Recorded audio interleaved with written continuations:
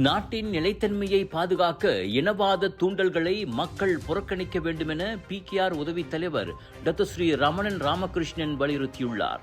Malaysia என்பது மலாய்க்காரர்கள், சீனர்கள், இந்தியர்கள், ஈபான் மற்றும் கடசான் உள்ளிட்ட பல்வேறு இனங்களை கொண்ட நாடு. எனவே இனவாதம் மற்றும் தீவிரவாத கருத்துகள் மூலம் மக்களை திசை திருப்புவது முறையற்றது என மனிதவள அமைச்சருமான அவர் தெரிவித்தார். அண்மைய காலமாக இன உணர்வுகளை தூண்டும் மற்றும் சீண்டும் வகையிலான அறிக்கைகள், சமூக வலைதள பதிவுகள் மற்றும் கருத்துகள் அதிகரித்துள்ளன. அவை மக்களிடையே நிலவும் ஒற்றுமையையும் நல்லிணக்கத்தையும் பாதிக்கும் அபாயம் உள்ளது என்றார் அவர்.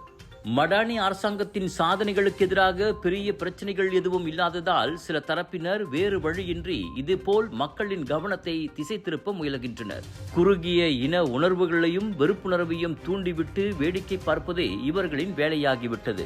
ஆனால் இந்த சிறிய கும்பல்களின் பொறுப்பற்ற செயல்கள் 33 மில்லியனுக்கும் அதிகமான மலேசியர்களின் எதிர்காலத்தை பணயம் வைக்கும் வகையில் உள்ளதாக புத்ராஜயாவில் நடத்திய செய்தியாளர் சந்திப்பில் ரமணன் கவலை தெரிவித்தார். பல தசாப்தங்களாக இன வேற்றுமை அமைதியான வாழ்வுக்கும் பரஸ்பர மரியாதைக்கும் தடையாக இல்லை என்பதை மலேசியர்கள் நிரூபித்துள்ளனர். இதுவே நாட்டின் வளர்ச்சிக்கும் முன்னேற்றத்திற்கும் காரணமாக அமைந்துள்ளது. அதே நேரத்தில் கூட்டரசு அரசியலமைப்பு சட்டம் அனைத்து குடிமக்களின் உரிமைகளையும் பாதுகாக்கிறது.